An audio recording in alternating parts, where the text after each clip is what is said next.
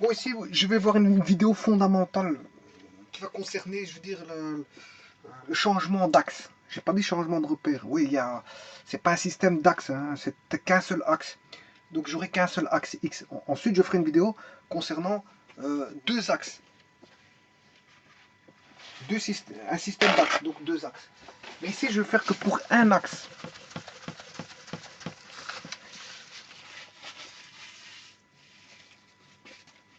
Je vais considérer ici donc un axe orienté.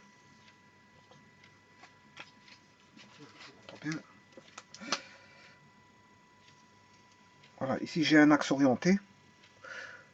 Je vous rappelle que c'est un axe où j'ai choisi une origine O et un vecteur de base E1 qui va engendrer, si vous voulez, euh, toute valeur proportionnelle à E1, qu'elle soit aussi bien positive, hein, si ça fait unité fait 2 cm, mais 2 unités fera 4 cm, 3 unités 6 cm, et ainsi de suite. Donc, ce serait proportionnel. Donc, on établit, comme je vous ai toujours dit, une bijection des points de l'axe, avec les valeurs, avec des valeurs. Donc si j'ai ce petit point là, je fais une bijection, je lui attribue la valeur 2,2 par exemple. Voilà. Si je prends cette valeur là, ce sera 0, 1, 2, 3, ça ce sera 3,5. Voilà. Donc tout point sur axe a sa valeur, je veux dire, unique. Sa valeur unique. Et elles ont toutes une valeur. Donc c'est pour ça que je dis que je fais une bijection. Bijection, ça veut dire que chacun des points aura une unique valeur et auront tous une valeur. C'est ça que ça veut dire. En gros, c'est ça que ça veut dire. C'est des notions ensemblistes, mais le but, c'est pas de voir la bijection ici, mais voilà. Donc ici, je peux attribuer au-delà hum, de l'origine des valeurs négatives. Alors, j'ai choisi les valeurs positives dans ce sens-là. Mais j'aurais pu choisir les valeurs positives dans l'autre sens. Donc là, à ce moment, j'aurais dû mettre la flèche à gauche. Voilà. J'aurais pu mettre la flèche à gauche. Et si je l'ai mis en direction vers le haut, j'aurais pu la mettre le sens vers le bas. Là, et là, j'ai défini un système d'axe. Un axe, je m'excuse, un axe. J'ai un axe que je vais appeler l'axe des abscisses X. Grâce à ça, je peux engendrer n'importe quel nom. Par exemple, si je prends la valeur 5, ben, la valeur 5, ce sera 5 fois E1. 5 fois E1 à partir de l'origine, hein, voilà, à partir de l'origine, vaudra 1, 2, 3, 4, 5. Voilà, 5 fois E1, je me retrouve ici. 6 fois, 7 fois E1, ça sera à partir de l'origine 1, 2, 3, 4, 5, 6, 7, 8 fois E1. 8 fois E1, je me retrouverai à l'abscisse, si vous voulez, x égale 8. Et ainsi de suite, pour n'importe quelle valeur à virgule, ou entière, ou décimale, ou fractionnaire. Et l'autre côté, bien sûr, vous aurez la même chose, mais pour des négatifs entiers, des négatifs à virgule, des négatifs fractionnaires, des négatifs irrationnels, rationnels. Enfin, c'est dans R. C'est un repère dans R. C'est une bijection qui est faite dans R. Donc, des points du plan vers R. Bon, ici, moi, je vais faire un changement d'axe. Le but de cette vidéo, c'est de faire un changement d'axe. De changement d'axe, mais pas au niveau de la base. La base, je vais garder la base E1. Je vais garder cette base-là. Elle va pas être plus grande ou plus petite. Voilà, je garderai la même base. Par contre, le changement d'axe ici va concerner non pas un changement on va dire de base, ou encore moins une rotation. Voilà, donc je ne vais pas faire une homothétie ou une rotation. Je vais faire juste une translation. Une translation de quoi? D'axe. C'est-à-dire le OE1 va se retrouver par exemple ici en 5. Voilà. Et là, j'aurai O', puisque c'est plus la même origine. Je ne peux pas nommer les origines de la même manière. O', et j'ai toujours mon vecteur de base que je n'ai pas changé, parce que je vous dis que je n'ai pas fait de changement de base. Donc j'ai toujours E1. Toujours la même échelle ici. Pour une unité, j'ai toujours la même échelle. Voilà, je ne fais que tout simplement un changement d'origine. Voilà. Bon, mais si je fais un changement d'origine, ça veut dire que j'ai fait une translation.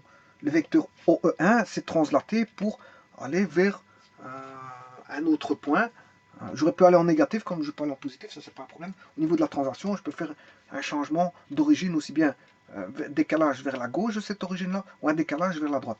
J'ai choisi un décalage ici vers la droite, comme ceci. Et ceci, ça représente tout simplement un vecteur. Un vecteur qui est le vecteur O'. C'est le vecteur O'. C'est le vecteur de translation. Le vecteur O' est le vecteur de translation V. Donc, on sait bien que pour faire une translation d'un point qui est l'origine, hein, vers O', mais il faut juste un vecteur de translation qui va me donner la direction. Ici, la direction est sur l'axe, donc elle est parallèle à l'axe, elle est parallèle à E1. Voilà, il faut un vecteur de translation. Donc, il sera parallèle à E1. Et donc, le vecteur, s'il va dans ce sens-là, ben, il va donner le décalage. Le vecteur de translation donne le décalage. Bon, ce qui veut dire que là, j'ai deux repères. J'ai un repère que je vais appeler, je vais le mettre en couleur, parce que c'est fondamental, cette notion-là, de décalage. J'ai un repère que je vais appeler R tout court. Voilà. Et j'ai un repère que je vais appeler R'. Voilà. Donc l'ancien repère c'est R. Et j'ai changé pour avoir un nouveau repère R'. Donc R est RO1, c'est l'ancien. Par rapport à celui-là, par rapport à R', c'est l'ancien. Voilà. Par rapport à R', c'est l'ancien. Parce que j'utilise celui-là. Mais maintenant, si vous avez celui-ci, qu'on vous demande de retrouver celui-ci, lui, il sera l'ancien. Et si vous voulez retrouver le nouveau, ben, ce sera OE1. On peut passer d'un ancien à un nouveau, ou d'un nouveau à un ancien. Voilà. Donc ici, ça, c'est l'ancien repère OE1. Je fais à nouveau une translation pour obtenir, si vous voulez, le O'E1, le nouveau repère. Le nouveau repère translaté, si vous voulez. Ouais, mais ici, on ne voit pas fort. Hein. Bon. Voilà, j'ai le nouveau repère translaté. Donc, je vais l'écrire en noir pour bien le voir. Donc ici, on a l'ancien repère que je vais appeler R.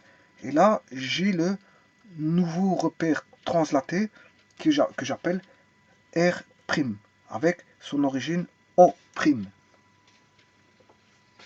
Alors, si je prends une abscisse,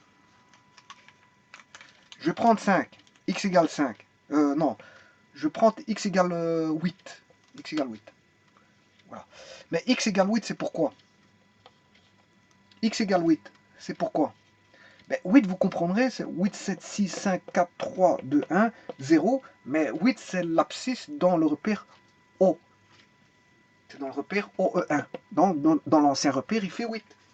Mais il ne fera pas 8 dans le nouveau repère parce qu'il y a un décalage. Vous voyez qu'il y a un décalage entre OE'. Alors, combien fait comment on appelle ça, cette abscisse dans le nouveau? Donc ça, c'est x égale 8 dans l'ancien repère R. Dans l'ancien repère R. Voilà.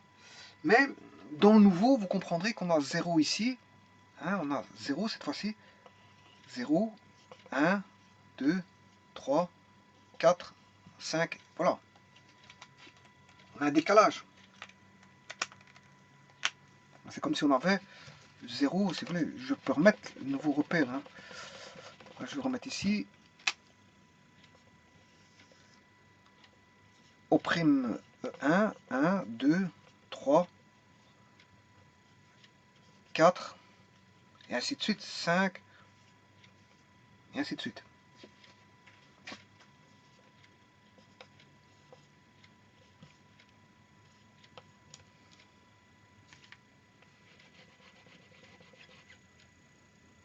Voilà.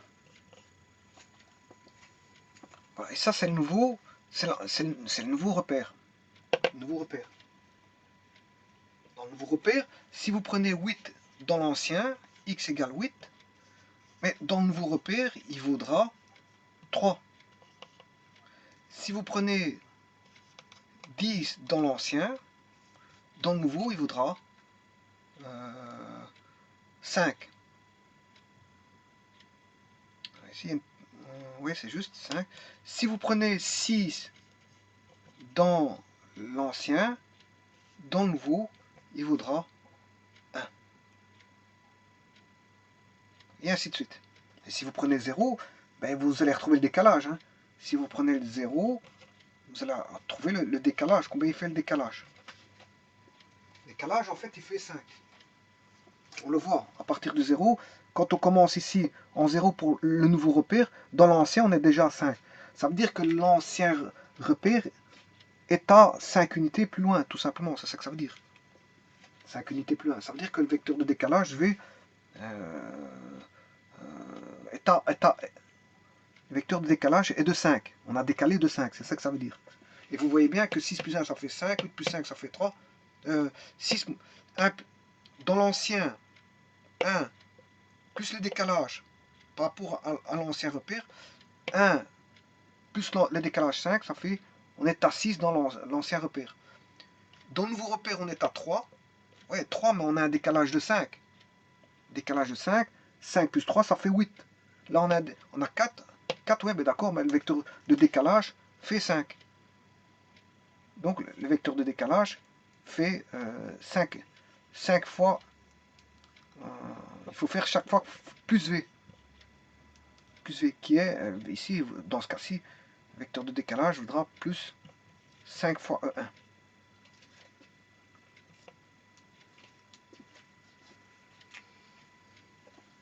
Voilà, donc il faut chaque fois faire 3 plus 5, 4 plus 5, 5 plus 5, 7 plus 5, etc.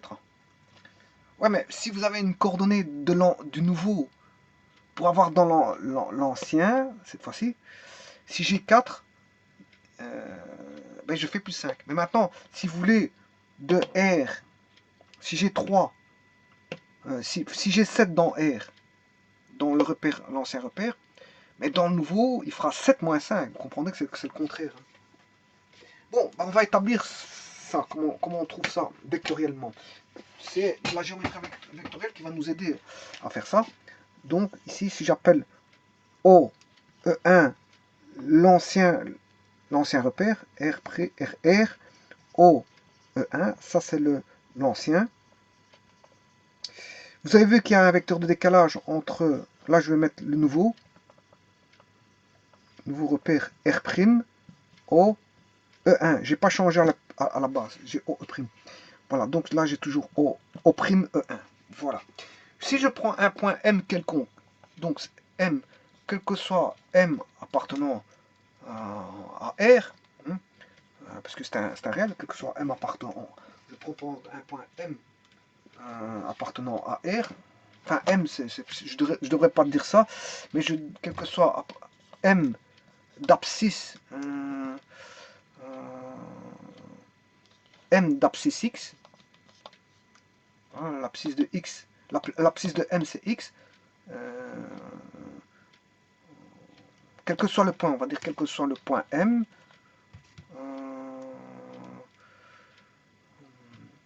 M a une abscisse, et on va dire cette abscisse-là appartient à R. Voilà. M possède une abscisse. M possède une abscisse. M c'est l'appellation du point. Voilà, à une abscisse X. Et quel que soit le M, voilà, eh bien, les relations que je vais écrire sont valables. Hein. Donc ici j'ai le vecteur de décalage, O'. Donc je vais écrire que O', mais c'est un décalage de K, K fois E1 bien sûr. K fois E1. Ouais, mais quand je dis X, c'est dans l'ancien repère. C'est dans l'ancien repère X. Hein, c'est dans l'ancien repère, c'est par rapport à OE1 X. Donc, je vais écrire que OM, il vaut X fois E1. X fois E1. OM vaut X fois E1. Mais celui-ci, il ne vaut plus X, mais dans le nouveau repère, il vaut X'. Donc, si j'écris O'M G X' E1. Ça, c'est dans le repère R. Donc, dans l'ancien. Ça, c'est dans le nouveau, R'. Et ça, c'est le décalage entre R' et R. Donc, R' est décalé de K fois E1 par rapport à R. Donc, je répète, celui-ci, il est dans R. XE1, c'est dans le repère O, c'est OM dans le repère R. Là, c'est OM' dans le repère R'. Dans le repère R'. Voilà, et ça, c'est le décalage de repère R' par rapport à R. Et donc, j'ai besoin du décalage pour décrire la relation entre R et R'. Puisqu'il y a entre la relation entre R et R', il y a un décalage de K fois E1, qui est le vecteur de translation, si vous voulez. Bon, mais alors, on va partir de OO' pour décrire sa relation. On sait bien que OO', si je passe par le point M, OO',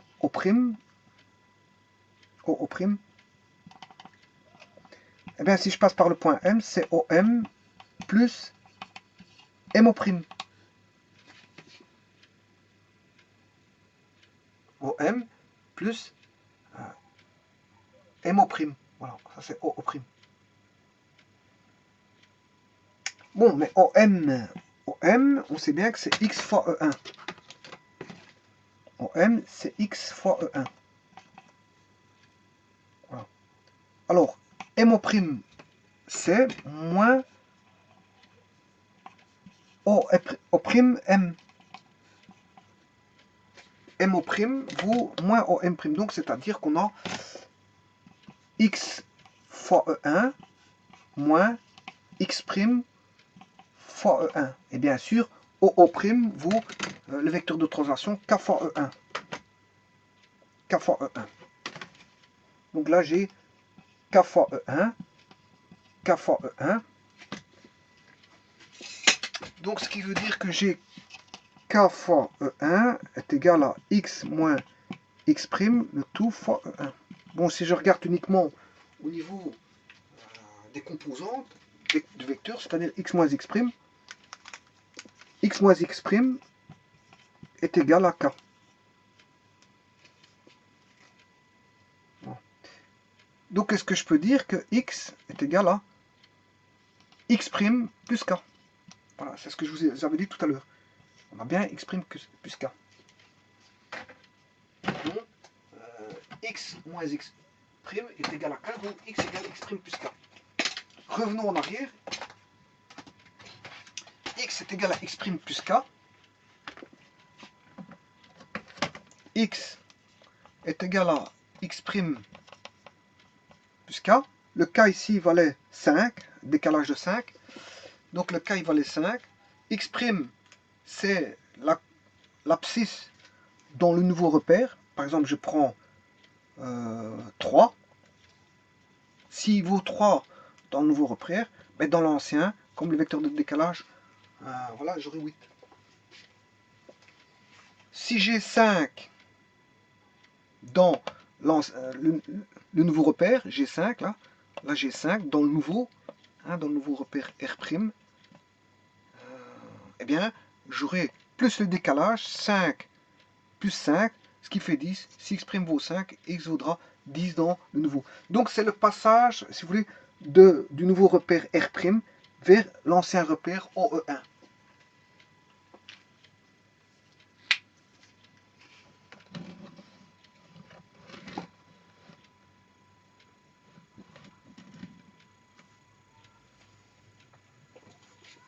Voilà, donc il est facile il est facile de trouver. Bon, maintenant on peut faire le contraire. Hein. Je peux faire le contraire. Je peux faire un calcul contraire. Hein. Je recherche si x égale x' plus k, mais x' est égal à x moins k. C'est-à-dire que là, dans l'ancien repère, on donnait par exemple 8. Hein, 8, il est ici, dans l'ancien. Mais si je retire le décalage, mais je retrouve dans le nouveau repère, je trouve 3. Bon, là, c'est le passage de l'ancien vers le nouveau. Mais là, c'est le passage X. Voilà, oui. Ça, c'est le passage de l'ancien. Puisque si je mets 8, c'est l'ancien. Et X', ce sera le nouveau. Donc, ça, c'est le passage de l'ancien vers le nouveau.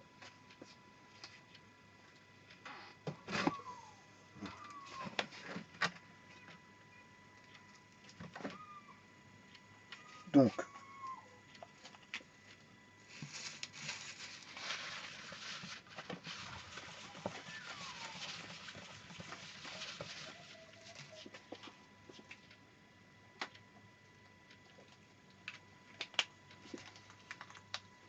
bon, je vais réécrire ça. Donc, si j'écris la relation que j'avais, x égale x' plus k. Voilà. Si j'écris ça, x' vaut par exemple 3. 3 ici dans le nouveau. 3 dans le nouveau. 3 dans le nouveau. Le décalage, il fait 5. Il fait 8 dans l'ancien. Donc ça, c'est le passage du nouveau vers l'ancien. C'est du passage du nouveau, R',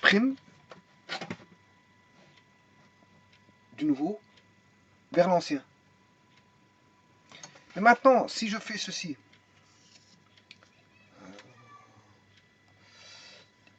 x' vaudra quoi? X moins k. Voilà.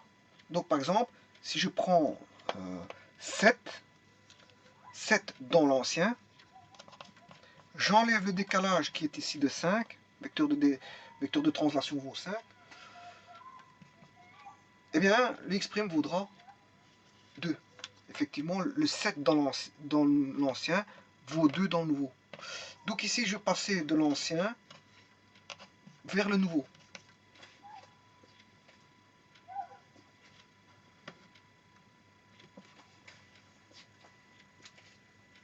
Voilà, alors, j'ai défini l'ancien, c'est celui-ci. Hein.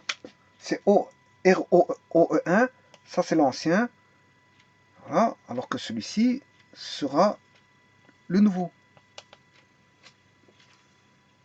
Alors, dire passer du nouveau vers l'ancien, c'est de R' vers R. Mais passer de l'ancien vers le nouveau, c'est de passer de R vers R'. Pas confondre ce qu'on veut. Hein. Est-ce qu'on veut décrire la relation par l'abscisse? Est-ce qu'on veut décrire l'abscisse par rapport à OE1, qui est l'ancien repère, ou est-ce qu'on veut, je veux dire, décrire l'abscisse par rapport à O'E1, qui est le nouveau repère? Voilà. Tout dépend de nouveau, ancien, l'appellation ancien, nouveau. J'ai décidé d'appeler celui-ci ancien repère, parce que j'ai créé un nouveau repère par rapport à celui-là. Voilà. Donc j'ai décidé d'écrire celui-ci ancien et celui-là nouveau. Donc je peux faire des passages du nouveau vers l'ancien que j'ai considéré ancien, qui était le repère OE1. OE1. Voilà, OE1 qui est l'ancien. Et donc, si je fais du nouveau vers l'ancien, il faut faire un plus le vecteur de décalage. Il faut faire plus le vecteur de décalage. Et maintenant, si vous passez de l'ancien, ici, vers le nouveau, ben, vous devez faire l'abscisse de l'ancien moins le décalage. Et là, vous aurez l'abscisse du nouveau. Donc, d'un côté, c'est un plus, nouveau vers l'ancien, c'est un plus, et de l'ancien vers le nouveau, c'est un moins. Voilà, je vous remercie.